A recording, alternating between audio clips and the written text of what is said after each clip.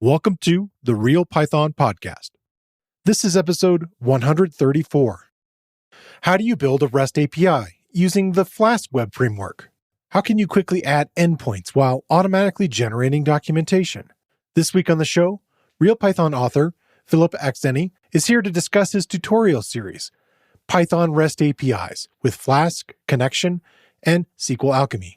Christopher Trudeau is also here with another batch of PyCoder's weekly articles and projects. Philipp talks about updating an original set of tutorials to use current libraries and best practices. The series takes you through building the base Flask project, defining endpoints, creating documentation, adding a persistent database, and implementing models with SQLAlchemy. Christopher shares an article about contributing to an existing internal or open source project by properly preparing pull requests. The article is titled 10 Tasty Ingredients for a Delicious Pull Request. We share several other articles and projects from the Python community, including more suspicious PyPI packages using new tactics, method chaining in Pandas, tools to find syntax errors without stopping, a library for searching text in videos using OCR, visualizing CPython's specializing adaptive interpreter, and a library for building CLI applications based on type hints. This episode is sponsored by InfluxDB. InfluxDB time series platform is built to handle the massive volumes of time series data produced by sensors, apps, and systems. Are you building real-time applications? Check it out at influxdata.com. All right, let's get started.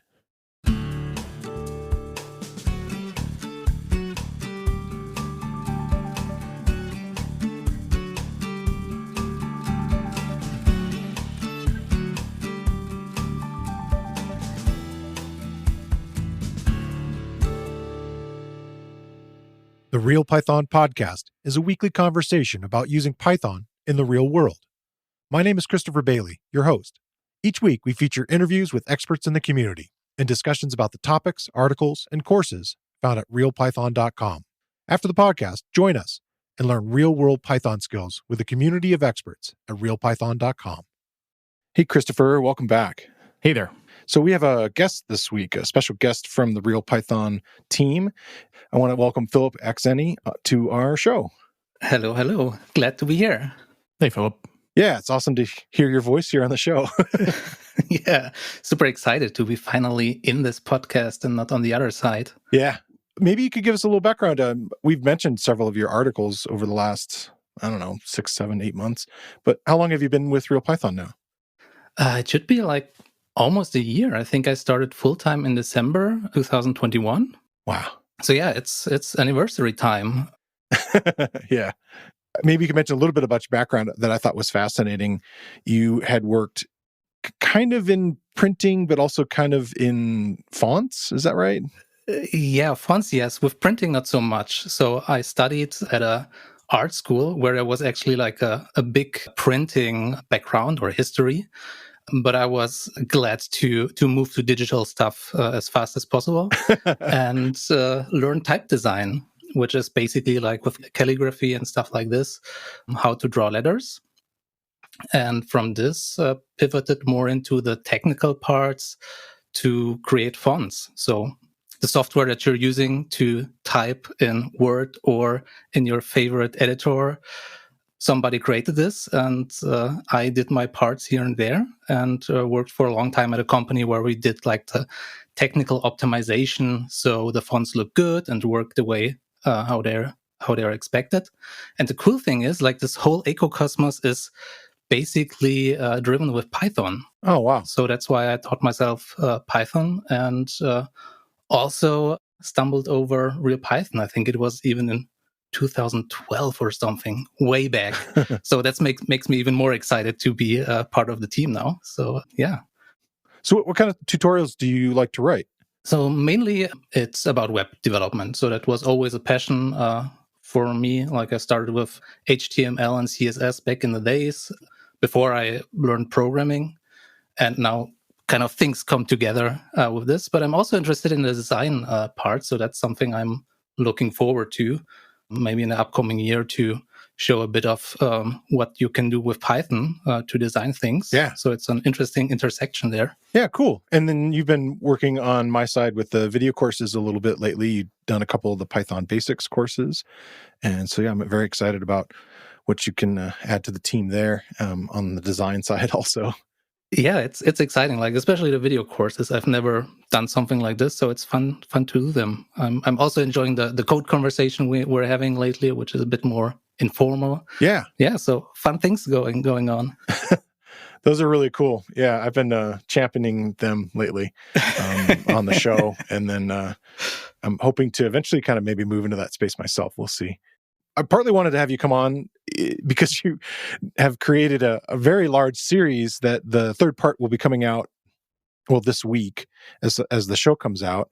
And it's sort of a rewrite, but maybe you can talk a little bit about it. It's a sort of this series about Flask and creating APIs. Yeah, so that was an exciting one. So it's not entirely created by me. So it was actually a series that existed on RealPython for, I think it was created in 2018 by Doug Farrell. Yeah, he's a former guest on the show also. We talked a little bit about it then. Yeah, like this series is like the special mix between being a fun topic in general, but also being slightly out of date. Like, I mean, 4 years is much time in internet years. Yeah, in Python, that's 4 versions. Exactly. So it was time for an update. We still have, and that's a nice thing, like still people really like this tutorial, but there were more and more comments about it doesn't work anymore. So we decided to give it an update, and I took it as my three-part series project. Formerly it was 4 parts, but I decided to condense it a little bit more. And it shows you how to create an API with Flask. Yeah, and it uses a variety of technology in there. What are the different tools that you're learning throughout it? So yeah, basically like Flask is the framework that you're using, which is a web framework similar to Django, but much more, I would say, like basic in the sense that you build stuff from the ground up. So that's the basis of the project. And then you are using Connexion. That's a framework you're using on top of Flask that handles the HTTP requests that you can define with OpenAPI, which is a standard to define API specifications. Then you have SQLAlchemy to interact with the database. So in these 3 parts, like, kind of walk me through some of the steps that you, and it's very step-by-step in some ways, right? The first part, what are you doing? Yeah, that's true. So it's not like a traditional step-by-step project that we're having on RealPython now. Yeah. But it's kind of step-by-step. It has 3 parts, and I basically take you along creating a web app, like an API-powered web app, where you can create people and attach node to that person. Okay. So in the tutorial, it's fantasy figures like the Tooth Fairy or Knecht Ruprecht or the Easter Bunny. But you could totally use this. What's that middle one? Sorry. That's very European-centric, and I don't know it. I think it's even German-centric. It was kind of like Santa's little helper, but since it's German, it's like a bad one. So if you weren't nice, like he gave you not only coal, but he like even beat you or something like that. Oh, no. So it was like... So you wanted to make sure you had good messages for him. Exactly. So you have to keep track of it. But you can also like use this app to keep track of gift ideas for friends, for example. And like I said, you use Flask as the framework, and you're starting creating the Flask project. So after the first steps, you have a boilerplate for any other Flask project that you're starting with. Okay. And then in the second part, what are you building on top of it? So, like basically, already in the first part, you're adding the first API endpoints. So you're creating a Swagger YAML file for the API specifications. Yeah, and then you're using Connexion to connect it with your Flask app, and you have your first endpoint to read all the people. So you get a list of people back.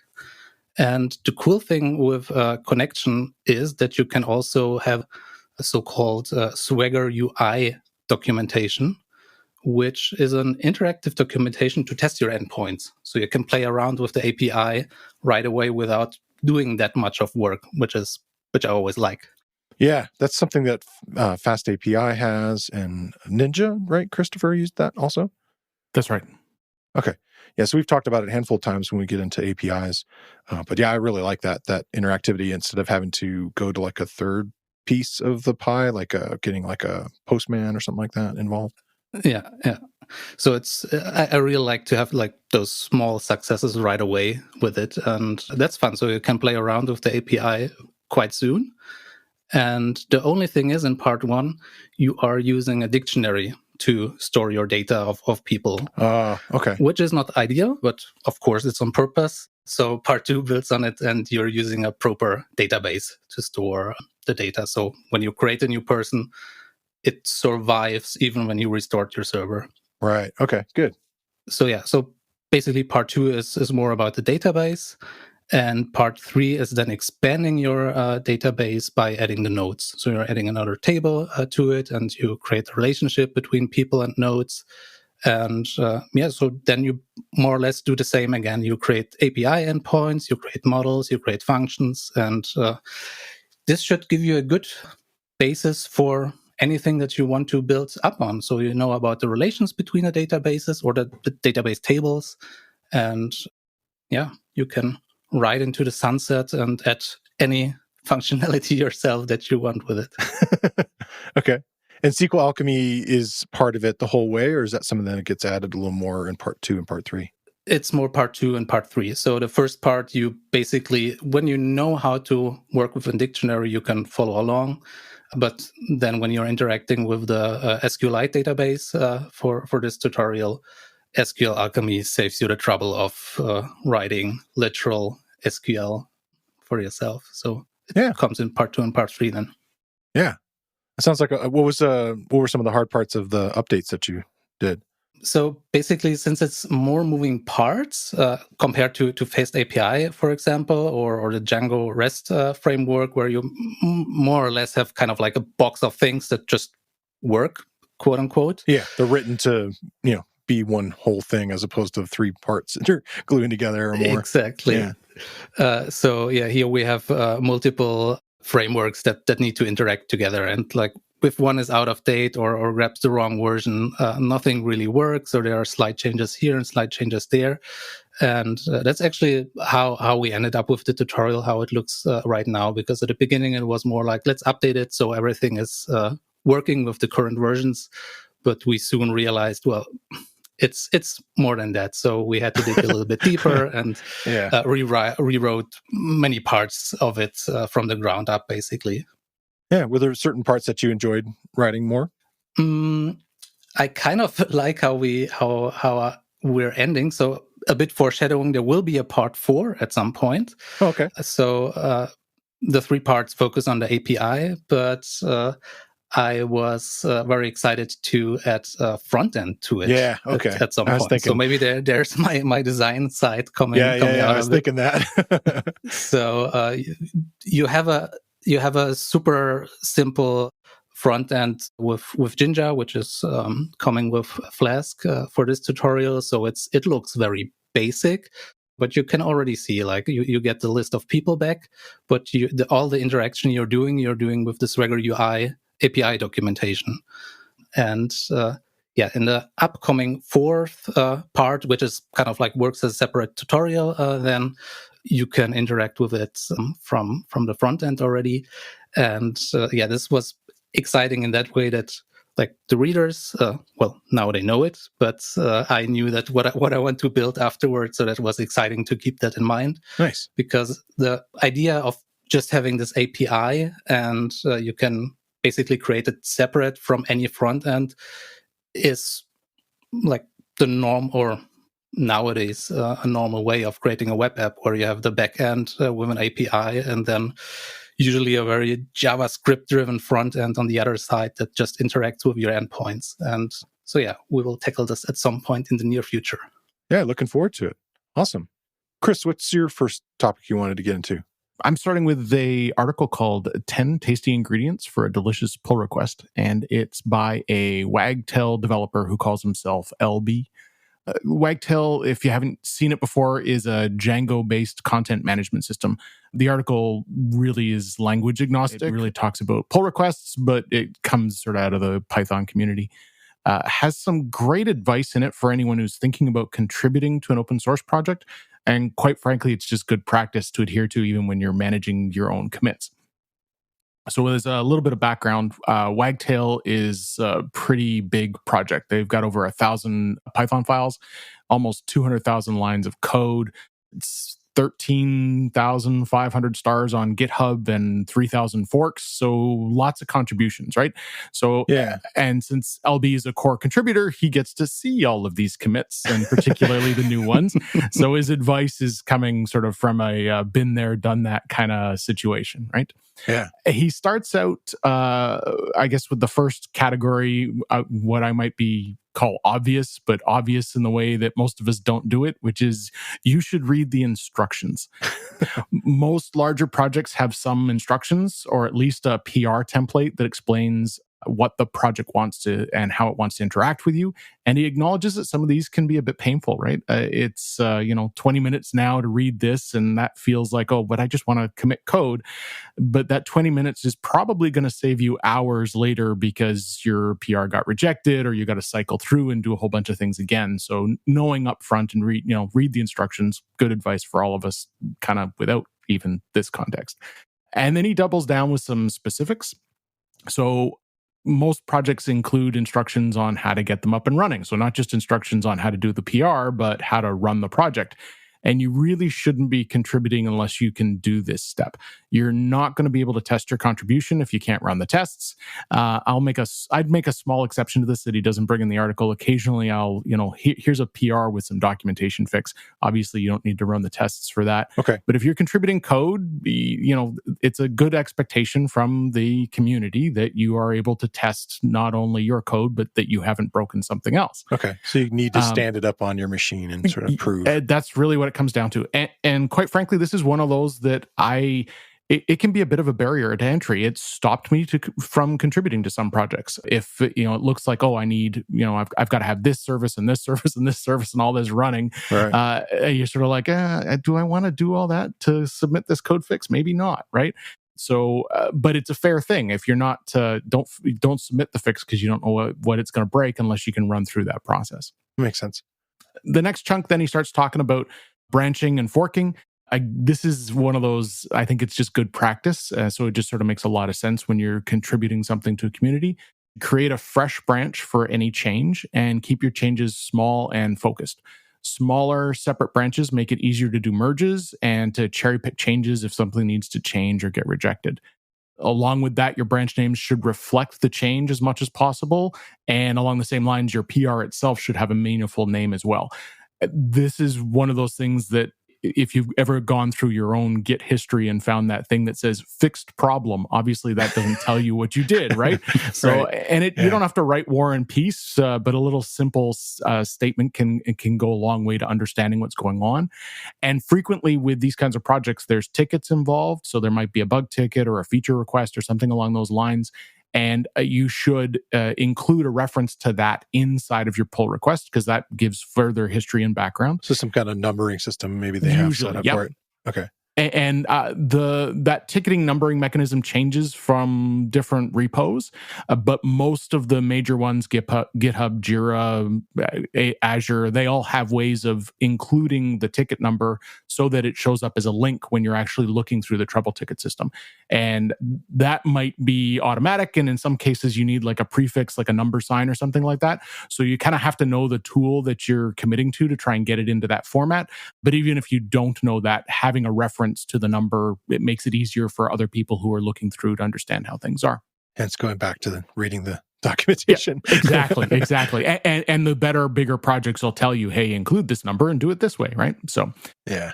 And another good piece of sort of general advice is write unit tests. My favorite approach to this, particularly with bugs, is to write the test that shows the bug exists first, then fix it. I'm not a hardcore TDD guy. It's not like this is my approach to all coding. But particularly for bugs, this can make a big difference for things like regression suites, because you want to check whether or not the bug's popped up again. So having a test that shows the bug is there before you fix it is value in and of itself. He goes into a few more bits here and there about how to deal with reviews and CI systems, and there's some great detail there, and I won't go through all of it because it's a longer article. There's like 10 different points in it. I like how it's formatted too. It's really... Yeah, and it's relatively easy to read. He's got it all sort of grouped together, and you can sort of pick and piece and skim it fairly easily, which is nice. But he ends with a great piece of advice, which is be patient. Remember that there might only be one or two volunteers who are inundated with a flurry of PRs, and I'm sure your contribution is appreciated, but it's probably one of many, and somebody's got to go through this and deal with this. And so not to diminish the, hey, you've worked hard and you're doing that contribution, but the flip side of it is somebody's working hard to try and manage all these contributions, and try to remember that as you're going through. It might take some time for something to show up. Yeah. Makes me think of a lot of things.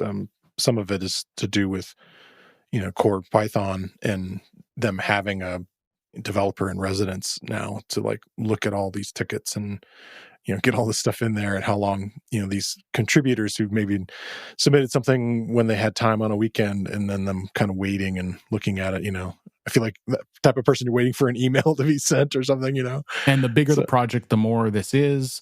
Yeah. And in some cases with really active projects, you talk about core. Well, 3.11 came out, what was it, 4 weeks ago, and 3.12 is already alpha, right? Yeah. So anything you're contributing, you might be aiming for 3.13, which isn't going to get released until 2024, right? Like there's that patience thing that has to sort of go along with it. Yeah. Yeah, I even think like this one could have been the part one of the tips, to be like, expect that you need time for it. So don't go through all the steps and then you make the pull request and nothing happens. But expect that. To wait for days and weeks. Yes. I can find as well that like if you're sometimes, you're finding something, you're working with a library or whatever, and you're like, oh, that's broken. Here's the 3-line fix, and here you go. But other times, if you're like looking to get involved with the community, one of the things I would suggest is start with something smaller, see how it goes, right? Like don't write 4,000 lines of code and then get it rejected and feel all cranky because your 4,000 lines didn't come in. Right. Start with something small and see how it goes, and once you've got once you've got that interaction going, it helps. And I can tell you, these projects are all run by human beings too, right? So if you put in 2 or 3 small requests and they're all good and they've all been accepted, I bet you might slip up the list if you submit the 4th, because, hey, I've seen your name before. I know you contribute something and it's valuable, right? So yeah, got a warm and fuzzy feeling. Yeah, the human aspect of it kicks into all this, right? Yeah, totally. Can I ask you a question about Wagtail? I've never used it, so you can ask, right. But I won't. I just wonder, like, what is the direction that it builds on top of Django? I feel like it is more geared for blogging in general and adding lots of niceties for that sort of stuff. Like you talk about going from Flask to something like Django, that Wagtail like goes even more directionally opinionated. Yeah, so Django, you could consider Django like although it's it's expressed as a web framework, right? It's very CMS-like, and that's because it was built for a newspaper, and the original thing was to get reporters to submit articles. So you could almost talk about it as being a content management building system, and seeing as most stuff on the web ends up just being a content management problem, that kind of makes sense. Wagtail takes it a step further and actually builds out a content management piece on top of it. So it's adding out of the box some of the functionality that's sort of implied by Django underneath. Okay. Yeah. So basically, if you want to have a website for a customer and you might not want them to use the Django admin, then Wagtail comes into play, and you can build really nice things with it to give it to a customer. I suspect it's WordPress-like. Oh, okay. And more in that direction. I mean that with love. Sure. Because that sounds like an insult to a Python developer. No, you don't want to upset the 65% of the web or whatever it is. Exactly. Yeah, I'm sure that number's even wrong. It's so. Time series data runs almost every technology, but building real-time apps in legacy databases can be a nightmare to manage. At InfluxDB, Creator of the time series data platform, InfluxDB, they built their time series platform with tools so developers don't have to make wholesale changes to their product or application just to use InfluxDB. InfluxDB is optimized for developer productivity, so developers can build IoT, analytics, and cloud applications quickly and at scale. Check it out and start for free today at influxdata.com. That's INFLUXDATA.com. Well, my story is kind of a fun one. It's it's from my former co-host here on the Real Python podcast, David Amos. Again, he was a Real Python author for a long time. It's sort of an interview with a previous guest, Matt Harrison, who was on episode 103, titled Becoming More Effective at Manipulating Data with Pandas. And we actually talked about some of the stuff that's here, but David Amos was on Twitter, and hopefully it's still up as we talk. Who knows? By next week, we'll see. He had noticed this tweet that he had put up there that was a chunk of Pandas code that had a lot of the techniques that Matt likes to use.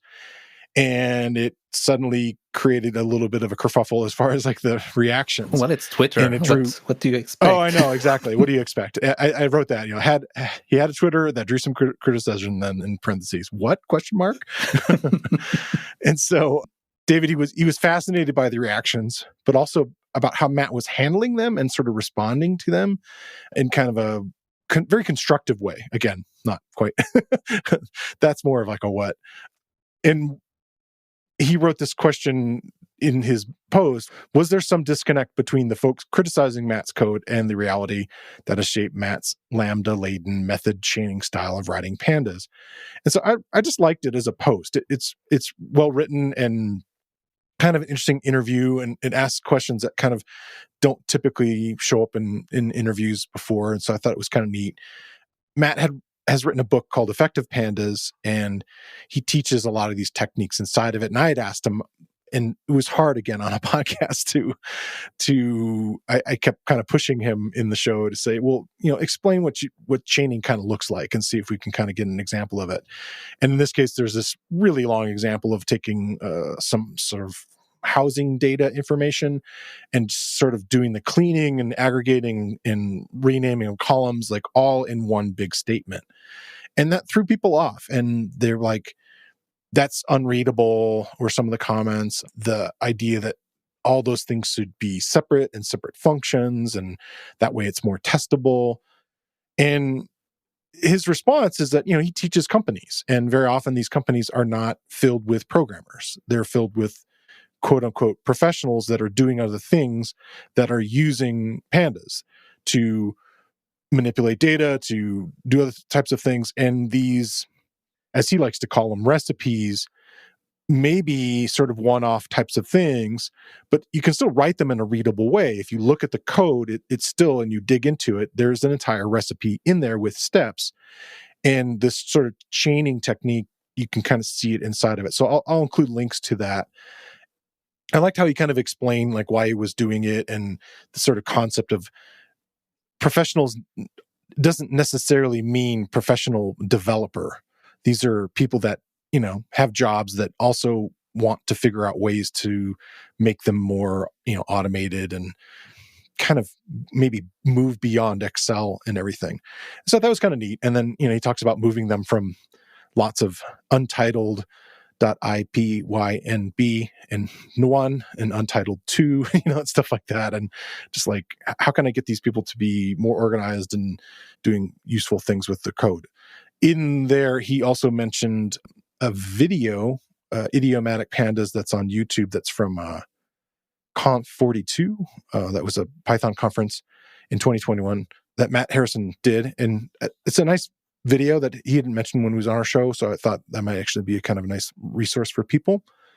And one note at the very end of the interview, he mentions Polars, which is a potential sort of up-and-coming tool that it's written in Rust and has some niceties, if you will, for working with large sets of data. But one key note that I want people to realize is that yeah, it's all about chaining also. And I think it's a technique. And I definitely did a lot of that in my data science in R. And I really liked this tidyverse stuff for that, because you could do that same kind of thing with it. And there's pluses and minuses to that technique. And yeah, it might not be that readable for a complete beginner, but once you kind of see the structure of it, I really do feel like it truly is like a recipe that you're kind of putting together. So a nice resource here coming out of an interview. So it's also a little bit of a almost religious conversation, because this is common in other languages. JavaScript looks like this all the time. The chaining. Yep.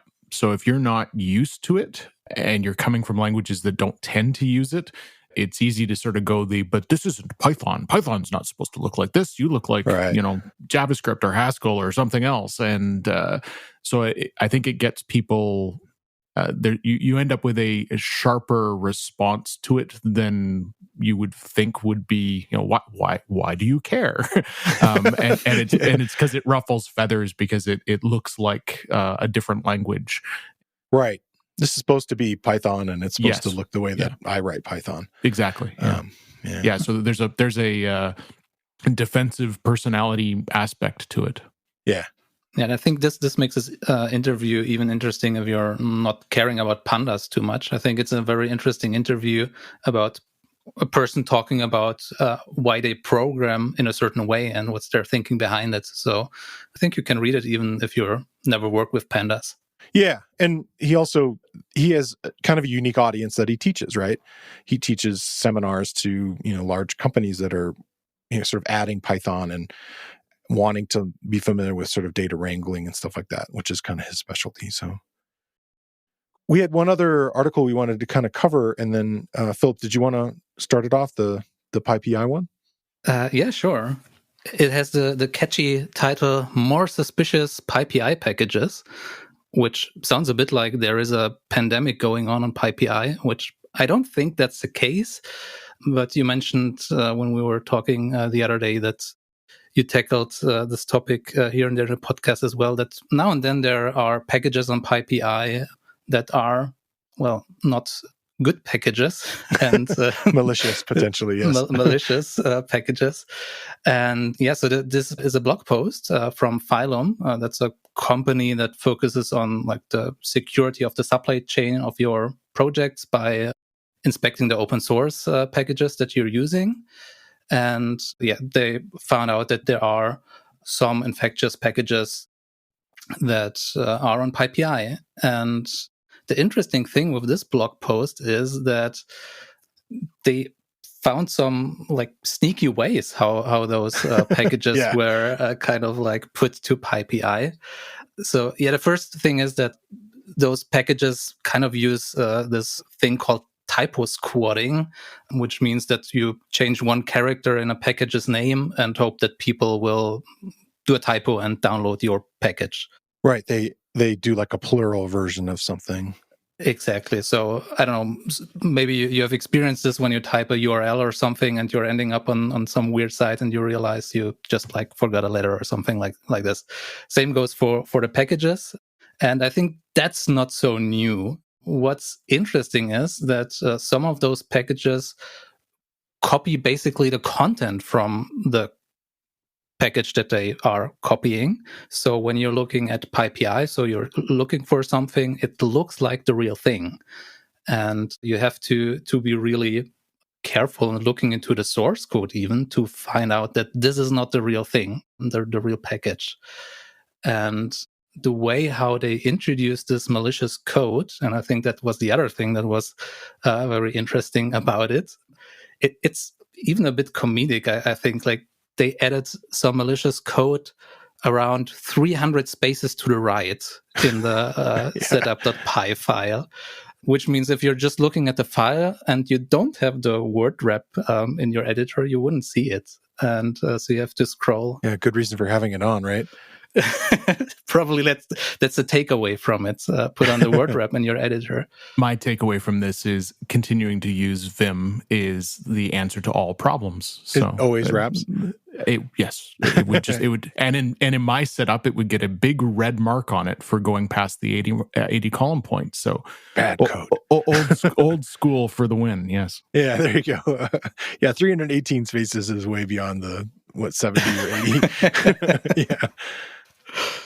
Yeah. I thought the other interesting thing that you were mentioning there is the idea that since it's a copy of almost all the other stuff, the documentation looks the same, right? When you go to the PyPI, it'll have that whole page that kind of builds out automatically. Yeah. And it totally has that same kind of landing page feel, like, oh, this feels authentic. So exactly. Yeah. There are other things you want to mention about it? I think that's it from my side. Okay. Cool. Yes. And then they have a list of some of the packages to kind of keep an eye on. But yeah, another technique that's out there along with the typo squatting. Now we got to worry about them doing some, they did some obfuscation. I can't say that word very well. They hid the code in another way too, right? By encoding it. Exactly. And in the end, I think like when this company tried to execute the code, it didn't even work. But yeah. Bad code. Yeah, exactly. This week, I want to shine a spotlight on another Real Python video course. It's about a topic we touch on this week, working with Pandas data frames. The course is based on a Real Python tutorial by Mirko Stojilovic. And in the course, Cesar Aguilar takes you through what a Pandas data frame is and how to create one, how to import a CSV file directly into a data frame, how to access, modify, add, sort, filter, and delete data, how to handle missing values, and work with time series data, including slicing data frames using date-time indices, and how to quickly visualize data. Knowing how to work with Pandas data frames is a good investment of your time, and an important starting point for anyone interested in data science. Real Python video courses are broken into easily consumable sections, and where needed, include code examples for the techniques shown. All lessons have a transcript, including closed captions. Check out the video course. You can find a link in the show notes, or you can find it using the enhanced search tool on realpython.com. I think that leads us into a discussion this week. And Chris, do you want to start that one? Sure. So this comes off a posting on Google Groups, and it started out with a poster named Antun Pardon, who has asked the question, I would like a tool that tries to find as many syntax errors as possible in a Python file. And I know there's a risk of false positives, but how do I get like 1,000 rather than one at a time? Just to sort of give a little background here, depending on your programming language, Python, because it's interpreted, often as soon as it hits something, it stops and doesn't keep going. And so if you've got a bunch of problems in your file, you're going to be doing run it, fix a problem, run it, fix a problem, run it, fix a problem. By contrast, and this will completely date me, my first C compiler was in high school. There were 15 of us all operating on the same shared Unix system, which was a screaming fast 4 megahertz processor. Whoa, slow down. And if we were all compiling at the same time, it could take like 25 or 30 minutes. So you would output all of the errors into a file, and then you would go and try to fix all of the errors that you could at the same time, because the next time you ran compile, it was going to take another 20 minutes. So that style of non-interpreted languages tends to keep parsing the language and showing you multiple errors. So I suspect Antun might be coming from a different programming language, and when he hit Python, he may have gone, wait, hold on, why am I only seeing one mistake at a time? Yeah, so I was wondering about that. And I guess my experience is using an IDE. And so I feel like a lot of the stuff that, I was researching, what are best practices. And so they were like, install this, install this, install this. And so I got, it had linting and had all these other kinds of things kind of ready to go. So as I'm typing, and maybe that's the difference here, maybe this was like, already an existing file. that he was looking through for syntax errors.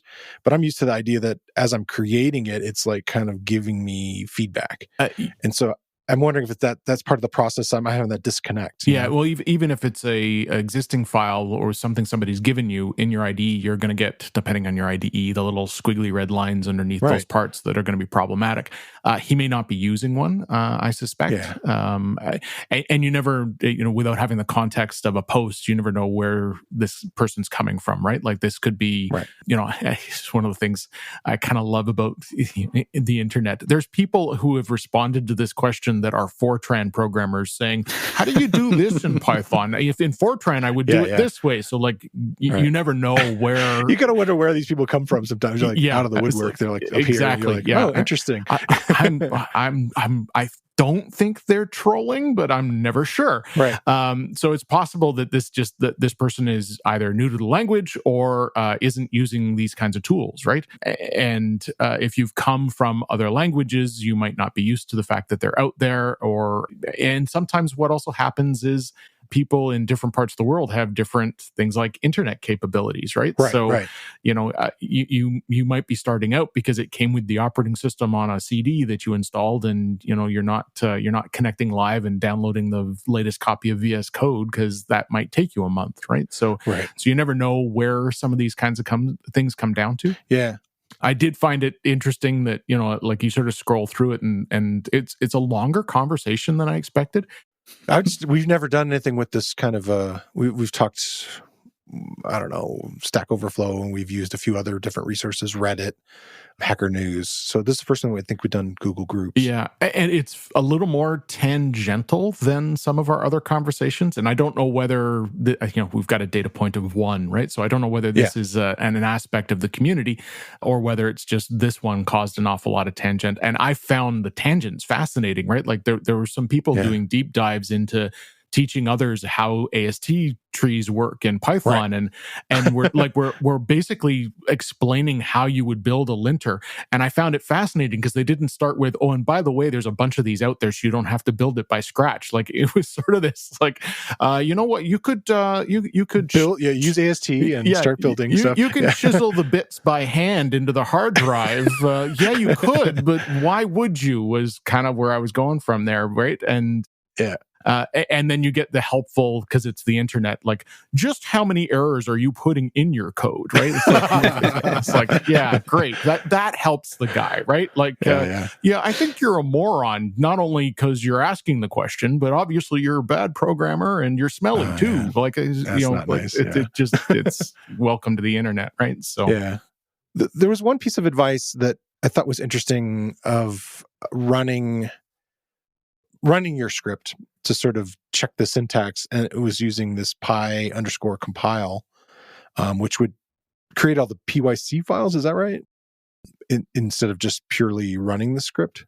I've never used it. Philip, is it something you're familiar with? I haven't played with that. Sorry, no. Yeah.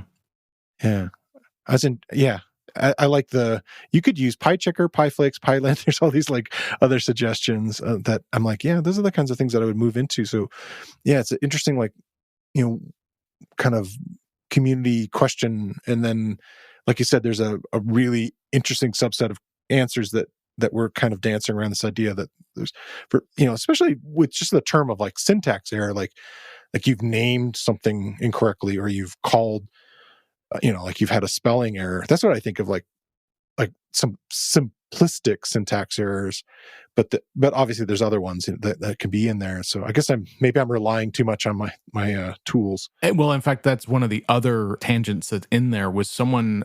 So the phrase syntax error generically usually means like the way he's using it, I think he actually means a compile error, right? Something that should be caught by the compiler. And there was one person who was responding back with the lesson of what an actual syntax error is in Python, right? Right. So, forgetting an import isn't technically a syntax error, but it's the kind of thing that is caught by the compiler and would be the kind of error that you'd want to have caught, right? And, PyCharm underlines that in red. Linters say, I don't know what this is. You need to import it, right? So, and so, I don't recognize this thing. And so you're sort of back to who's asking the question in the context, and he's accidentally asked it in a way that somebody can take literally, which causes its own little thread and some confusion. But you're talking earlier about the PyCompile actually creating the PYCs. As far as I know, all the linters I've used, and I suspect I can even paint with a broader brush than that, they use the AST so that they aren't actually running the compiler. Yeah. And this is done intentionally because running the program might have side effects. So you don't want to run the program in some of these situations because you might be doing something like connecting to a database when you load when you do the import, right? It's not best practice, but people do it all the time. So there's side effects of loading the modules. So you want the linter not to actually load your code. And if you're using profiling tools, you have to run it.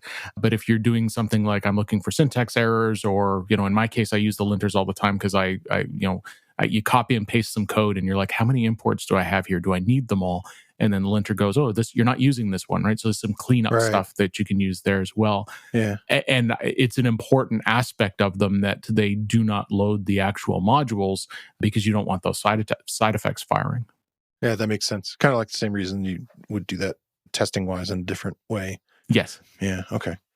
Yeah. It's an interesting conversation. It seems like kind of a different group of people kind of going back and forth. And then again, there's a handful of people kind of coming in and going, well, this sounds really foreign to me, this process that you're using to do it. Like somebody asks, so like, how does one declare a variable in Python? I was like, oh boy. Yeah.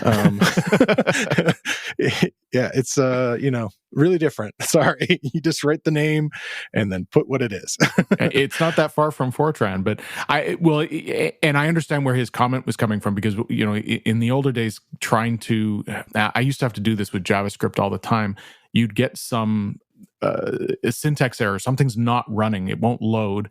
And it's saying, hey, this is happening on line 5. And you're like, there isn't even code on line 5. Like, what is happening, right? And one of the techniques for dealing with that is like, you comment out 3/4 of the file and then you run it. And you're like, oh, that compiles. Fine. Yeah. Okay, so now I'll comment out, 2/3 of the file. You just sort of shrink it a little bit at a time until you get a reasonable answer. And you go, oh, crap, I missed that comma. And I think our Fortran programmer was trying to give advice down that as to, how to change your variables or whatever so that it becomes clearer which one's happening. Yeah. And shout out to Python 3.11 and all the changes their core developers have been doing about error correction because... and telling you where it is and being way more specific. Beautiful, right? Yeah, that's good stuff. I just ran into this recently I was putting together the course on context managers. And one of the things in the article that the course is based on is, hey, this syntax error means this, and it's horrible and it's hard to understand. And I'm running Python 3.11. And I'm like, actually, that tells me exactly what happened. That's beautiful. So yay, improved error messages. Yeah, yay 3.11. Nice. Well, good. It's interesting. I'm looking forward to see what other kind of conversations we kind of can find through these new communities, kind of look at what's going on out there. So I think that moves us into projects. Did you want to go first, Philip? Yeah, sure. So my first project is a little Python script. That might be interesting for the Mac users listening. It's called Video CR, created by Peter Cooper. And yeah, since I think it's macOS Monterey, which is like one of the latest Mac versions, you can select text and photos or videos. So if you like see a picture in a video, like a sign in a video, you can press pause and you can actually select the text, which is, for me, when I first did it, was mind-blowing that this is possible, which is a cool feature. And this little script is a proof of concept that you can actually hook into this OCR technology macOS contains with Python. So like this little project is basically one Python file with some requirements. You also need FFmpeg, which maybe Chris, you know more about. You always need. Yeah, it's the compression decompression like tool of choice especially on Mac, but I think it's on everything. It's a very popular tool for compression and decompression. So yeah, if you download this and you have a Mac, it's a newer macOS version, and you can try out this script and extract text from video files. And the cool thing about it, which I think is nice, that this proof of concept exists. So imagine you're creating videos for the web and you want to make sure that, I don't know, some credentials that you're typing somewhere are not leaking. So I don't know, some AWS keys or something like that. So you can create a Python script to check every video file that you want to put out there, that your password or whatever is not showing in those video files. Huh. Yeah. I could think of another one where someone who's blind and is trying to learn more of the language, and there's this whole other subset of resources, which are videos. If the person isn't really speaking out all the code that they're typing and creating on the screen, it could potentially give that as a way of doing it, something that would not be in the closed captions. So yeah, that's true. Yeah. What's your project, Chris? So you may recall we were talking recently back to Python 3.11. I didn't do that on purpose, but look at that almost segue. Yeah. The latest release added a optimization called specializing adaptive interpreter. Yeah. And how this works is when you run a Python script, CPython first compiles it into bytecode, and the bytecode's the code that actually gets run by the interpreter. And what the new feature of the specializing adaptive interpreter is to add some new bytecode operations that, rather than being a straight operation, mark for possible future replacement in certain kinds of speed cases. And the idea is, say you're multiplying two numbers together inside of a for loop, the interpreter can say, oh, that's a multiplication, I'm going to mark this. And then as it notices that you're doing this a lot, it goes, oh, wait, those are both floats. And because you're doing it a lot, I'm going to replace the general multiply with a float-specific multiply, which tends to be faster. And it only does this if the code's running several times. So it tends to happen inside of for loops, that kind of thing. So that's the background. And this project is by a gentleman named Brent Butcher, and it's called Specialist. It's a very specific kind of profiler. You use the tool to run your code, and it outputs a highlighted version of it indicating those specializations that are in the bytecode. So if you go back to my floats example, if you run the script through this tool, you'd see the multiplication actually get highlighted. So the highlights indicate what code has been marked for being adaptive, but never actually adapted. So like it didn't run enough to get changed, as well as things that did get adapted. And if I read it correctly, I think it even does like more color for if it's happening more, but it was unclear to me, and the sample code I played with didn't do enough of it to cause that to happen. So I may be misunderstanding the documentation there. But the output is essentially in HTML, and the tool, after it runs your code, opens up a browser and shows you an annotated version of your code. So there's kind of two uses for this tool.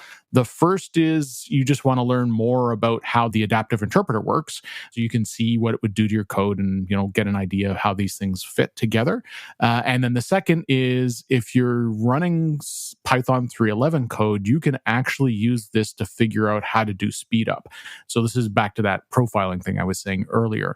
So by seeing what got annotated and what got annotated and didn't run and what got specialized, you may be able to refactor your code so that you can take advantage of the adaptive interpreter. The example that Brant uses in the documentation is that currently division doesn't get optimized. I say currently because they're going to be adding more operations in future versions of Python. Don't know whether that's on the list or not.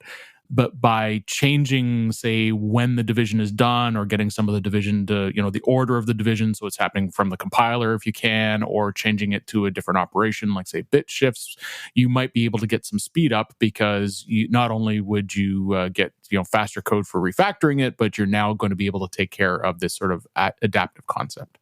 So it's an interesting little tool. Of course, Python 3.11 is still pretty new, so I'm not sure I'm adding this to my toolbox quite yet. Yeah. But it does provide some good insight. And if you're interested in the internals of how this works and what it might be able to do for your code in the future, it's a fascinating little experiment. Yeah, Brent, I think, is maybe key in actually introducing it to the language. He's a core developer. Okay. I didn't recognize the name. Yeah. He's I think he may be even on the team, the Microsoft team. Okay. And so that would make sense. Yeah. Yeah. And then I'm wondering if there's like he used it as a tool to kind of learn a little more about it and go from there. But yeah, cool. Yeah, I'd like to get him on the show to talk more about this stuff. That would be really cool. Awesome. So my project is a project that's been around for a little while. In fact, we actually have a couple articles about it and places that we've used it, but it's a command line interface builder tool called Typer. It's from Sebastian Ramirez. He is most known for probably Fast API. He built this on top of Click, which is a very popular, I would argue, decorator-centric CLI. And I think there's lots of nice tutorials and stuff out of there. But it's the subtitle is Typer, build great CLIs, easy to code based on Python type hints. He's a big fan of type hints and taking advantage of them. And the article that we had on Real Python was from about this time last year. Leodanis Ramos wrote a step-by-step project called Build a Command Line to Do app with Python and Typer. I think that was based around version 0.4. It's already up to version 0.7. But around July of this year, he added a lot of connections to Rich from Will McGugan and his whole prettifying CLI terminal output kind of stuff. And so he added progress bars and boxes and lots of other stuff that might make your CLI prettier and again, built in. And so in order to take advantage of some of these features, he added a new way to pip install it where I don't know if you've seen that before, where you add like square brackets and maybe like another word. In this case, it's like Typer square brackets all, and it adds like these 4 different libraries to kind of get you all the bonus features. I really like his tutorial and user guide for it. I think it's very instructive and gives lots of kind of nice examples and lots of visual output that's sort of animated and so forth of what it will actually pop up and look like inside of there, and has lots of nice starting points for you to kind of, if you're interested in getting into CLI design. Typer just seems to be keeping on going as far as growing and improving, and I think it's a cool project to check out if you're interested in that side of Python, playing from the CLI side. All right. Well, Philipp, thanks for coming on the show. It's been really fun to talk with you, and hope to have you on the show sometime soon. Yeah, thanks for having me.